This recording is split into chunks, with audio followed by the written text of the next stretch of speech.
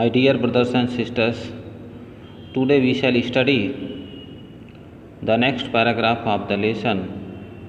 The name of the lesson is A Fellow Traveler. प्रिय भाई बहनों, आज के वीडियो में हम सभी A Fellow Traveler नामक पाठ के अगले पैसेज का अध्ययन करेंगे। तो आइए शुरू करते हैं। I took up my paper and he came and sat on it. मैं अपना पेपर लिया और वह आया एंड सैट ऑन इट और उस पर बैठ गया। लेखक इसमें मकसद के बारे में बता रहे हैं कि लेखक समाचार पत्र पढ़ रहे थे, वह आया और उस पर बैठ गया, यानी मच्छर आया और उस समाचार पत्र पर बैठ गया। फुलिश फेलो, मूर्ख साथी। लेखक कहते हैं मूर्ख साथी। आई सैड, मैं कहा। You have delivered your self into my hands. लेखक कहते हैं कि तुम अपने आप को मेरे हाथों में सौंप दिया है। डिलीवर्ड मतलब सौंप देना। I have but to give this respectable weekly organ of opinion I smack on both the covers. I have but to give this respectable weekly organ of opinion I smack on both the covers and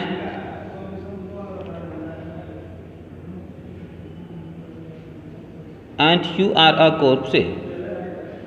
इसमें बताया गया है कि I have but to give this respectable weekly organ of opinion I smack on both the covers। लेखक कहते हैं कि of organ of opinion I smack on both the covers। लेखक कहते हैं I have but to give, मुझे केवल बस देना है। I have but to give, यानी मुझे बस इतना ही करना है। This respectable weekly organ of opinion I smack on both the covers, यानी सम्मानजनक साप्ताहिक विचारों वाली पत्रिका के दोनों कवर्स को क्या करना है? दबा देना है। You are a corpse, यानी तुम लाश बन जाओगे। इसमें बताया गया है कि लेखक समाचार पत्र पढ़ रहे थे, तो समाचार पत्र पर ही वह मच्छर आकर के बैठ गया था। तो लेखक कह रहे हैं कि केवल मुझे दोनों कवर को, जो पत्रिका पढ़ रहे थे, केवल दोनों कवर को दबा देना है और तुम लाश बन जाओगे, अर्थात तुम मर जाओगे। Neatly sandwiched between an article on peace traps and another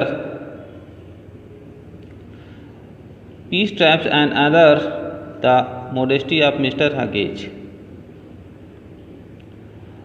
Neatly sandwiched between an article on peace traps। लेखक कहते हैं कि नीटली सैंडविच्ड निश्चित रूप से कचूमर निकल जाएगा। सैंडविच्ड मतलब कचूमर निकल जाना। नीटली सैंडविच्ड निश्चित रूप से कचूमर निकल जाएगा। Between an article on peace traps and another the modesty of mister Hughes. ये नाम दिया हुआ है। जो लेखक समाचार पत्र पढ़ रहे थे, तो उसमें जो टॉपिक दिया हुआ था उसका नाम था पीस ट्रैप्स एंड अनदर, और दूसरा जो टॉपिक था दूसरे पेज पर जो था द मोडेस्टी ऑफ मिस्टर हगेज। तो लेखक कहते हैं कि पीस ट्रैप्स और दूसरा द मोडेस्टी ऑफ मिस्टर हगेज, जो अनुच्छेद है, जो हेडिंग है, उसके बीच बिटवीन दिया है, उसके बीच तुम्हारा कचूमर निकल जाएगा। मच्छर को लेखक कहते हैं कि मैं यदि दोनों कवर को दबा दूं तो तुम्हारा कचूमर निकल जाएगा। इन दो अनुच्छेदों के बीच तुम लाश बन जाओगे, तुम्हारा कचूमर निकल जाएगा। But I shall not do it, किंतु मैं ऐसा नहीं करूँगा। आई हैव रिप्राइव्ड यू, यानी मैंने तुम्हें क्षमा कर दिया है। And I will satisfy you that when this large animal says a thing he means it. I will satisfy you, यानी मैं तुम्हें संतुष्ट रखूँगा कि जब विशाल जानवर कुछ कहता है तो उसका कुछ मतलब होता है। Moreover I no longer desire to kill you. लेखक कहते हैं इसके बाद भी मुझे तुम्हें अब जान से मारने की इच्छा नहीं है। Through knowing you better I have come to feel, यानी तुम्हें अच्छा जानकर महसूस करके, थ्रो नोविंग यू बेटर यानी तुम्हें अच्छा महसूस करके, तुम्हें अच्छा जानकर, I have come to feel यानी मैं यह महसूस किया हूँ। Shall I say a sort of affection for you. Shall I say, या लेखक कहते हैं क्या मैं कहूँगा, यानी तुमको अच्छा जान करके, तुमको श्रेष्ठ जानकर अब मैं क्या कहूँगा।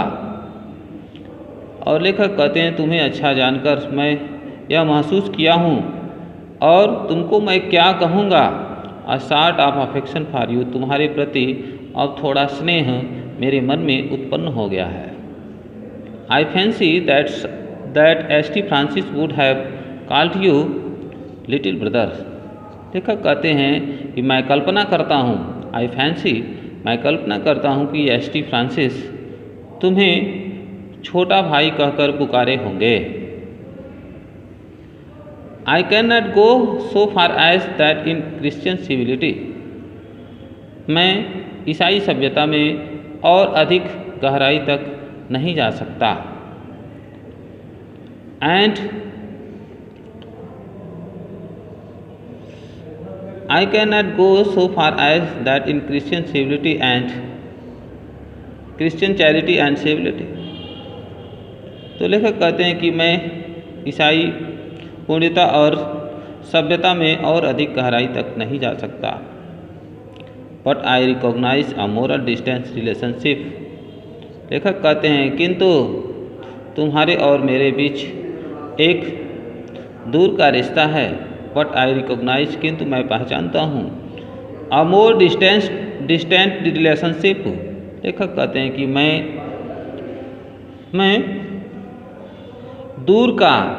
मैं अत्यधिक दूर का रिश्तेदार समझता हूँ, महसूस करता हूँ। Fortune has made us fellow travellers on this summer night. लेखक मच्छर को कहते हैं कि मैं तुम्हें दूर का रिश्तेदार महसूस करता हूँ और भाग्य ने हमें इस गर्मी की रात्रि में सहयात्री बना दिया है। आई हैव इंटरेस्टेड यू, यानी मैंने तुम्हारा, आई हैव इंटरेस्टेड यू यानी मैं तुमसे रुचि लिया हूँ। एंड यू हैव इंटरटेन्ड मी, और तुमने मेरा मनोरंजन किया है, यानी मैं तुमसे रुचि लिया हूँ और तुमने मेरा मनोरंजन किया है। द ऑब्लिगेशन इज म्यूचुअल, यानी एहसान परस्पर है। And it is founded on the fundamental fact, और यह आधारभूत तथ्य पर आधारित है।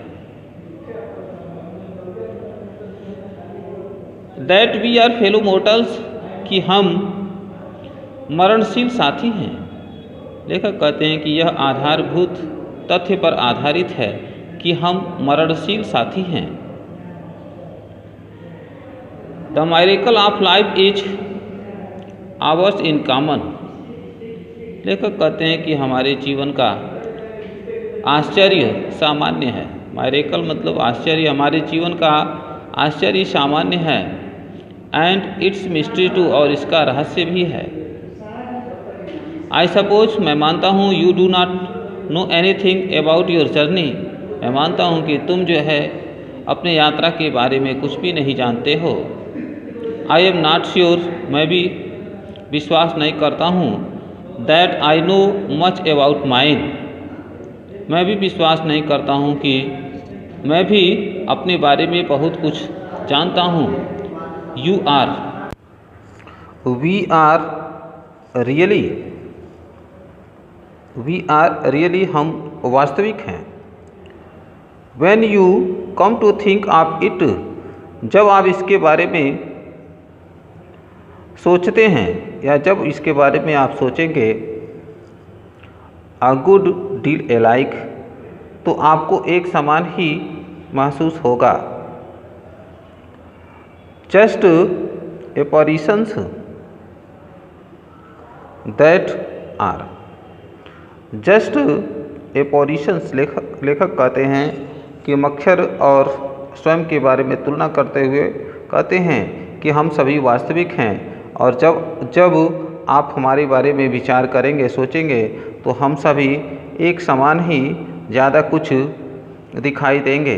जस्ट एपोरिशंस दैट आर, और बिल्कुल हम उसी प्रकार से हैं जिस प्रकार से मृत आत्माएं हैं।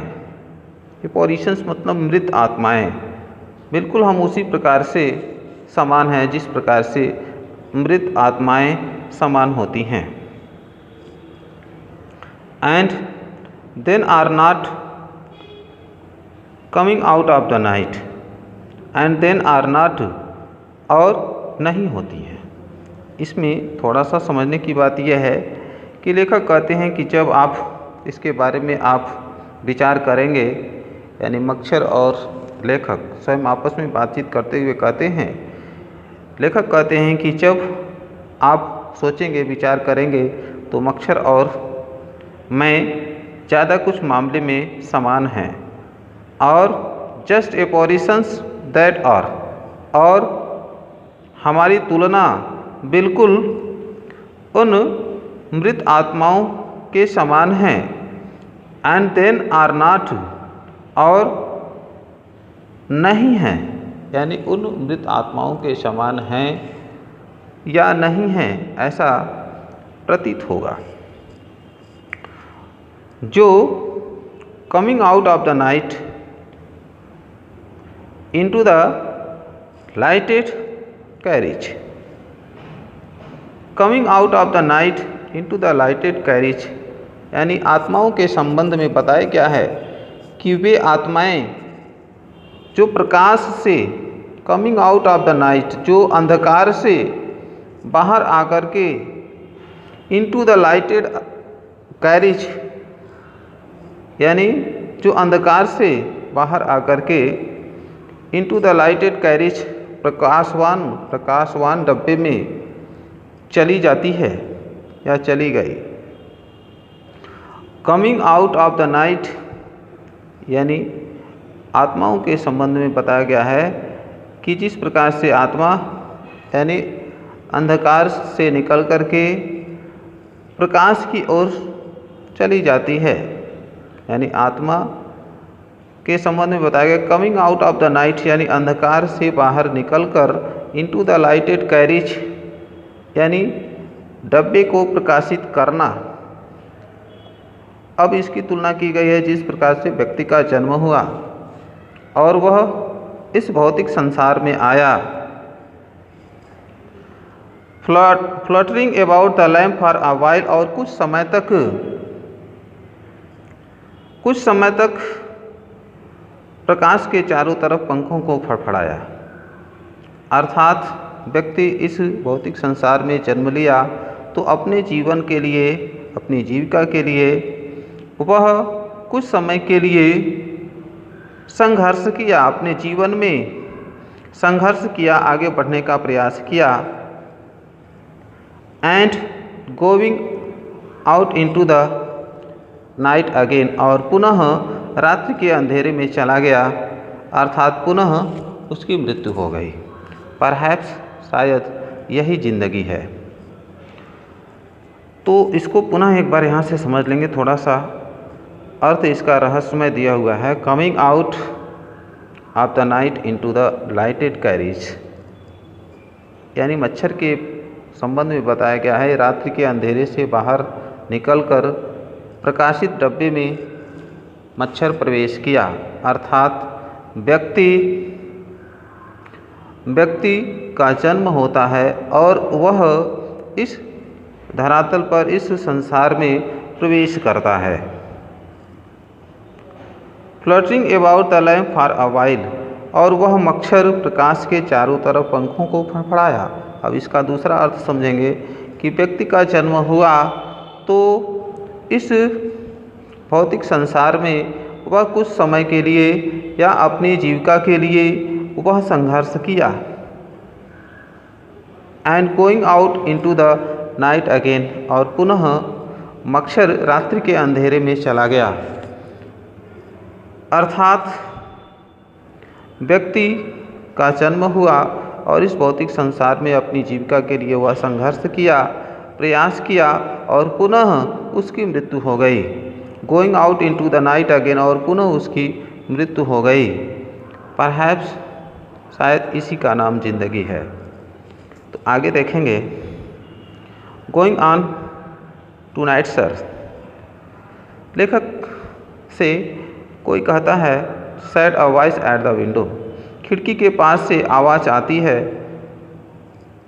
कि going on tonight sir, श्रीमान जी आप पूरी रात्रि यात्रा करते रहेंगे।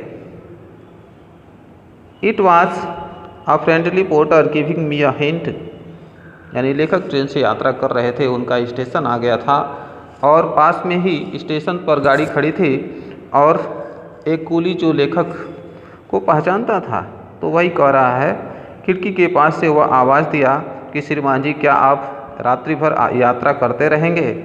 It was a friendly porter giving me a hint, यह एक मित्रवत कूली था जो मुझे संकेत दे रहा था।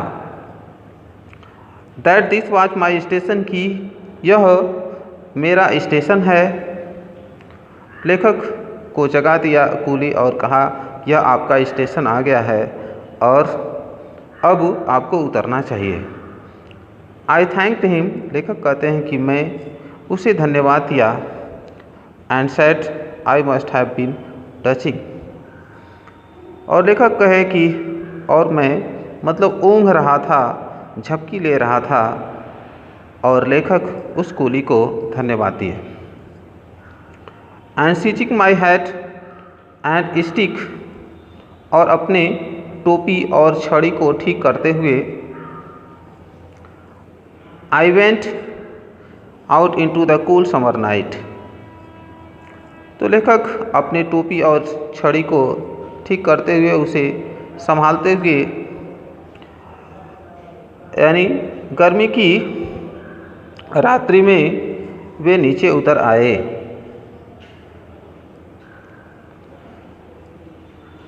As I close the door of my compartment, जैसे ही मैं अपने रेल के डब्बे का दरवाज़ा बंद किया। लेखक जैसे ट्रेन से नीचे उतर आए, उतरने के बाद अपने रेल के डब्बे का दरवाज़ा बंद किए, तो वही बात इसमें बताया जा रहा है कि जैसे ही मैं रेल के डब्बे का दरवाज़ा बंद किया, आई सा my fellow travellers flirting about the lamp, तो मैंने देखा कि मेरा सहयात्री प्रकाश के चारों तरफ अपने पंखों को फड़फड़ा रहा था। अर्थात जब लेखक ट्रेन से नीचे उतर आए तो सहयात्री अर्थात मच्छर को भी लेखक से अलग होने का दुख हो रहा था। अर्थात लेखक के बिना मच्छर अपने पंखों को फड़फड़ा रहा था और दुख व्यक्त कर रहा था। तो प्रिय भैया बहनों, आशा है कि आप समझ गए होंगे, और यदि वीडियो अच्छा लगे तो लाइक शेयर सब्सक्राइब करेंगे।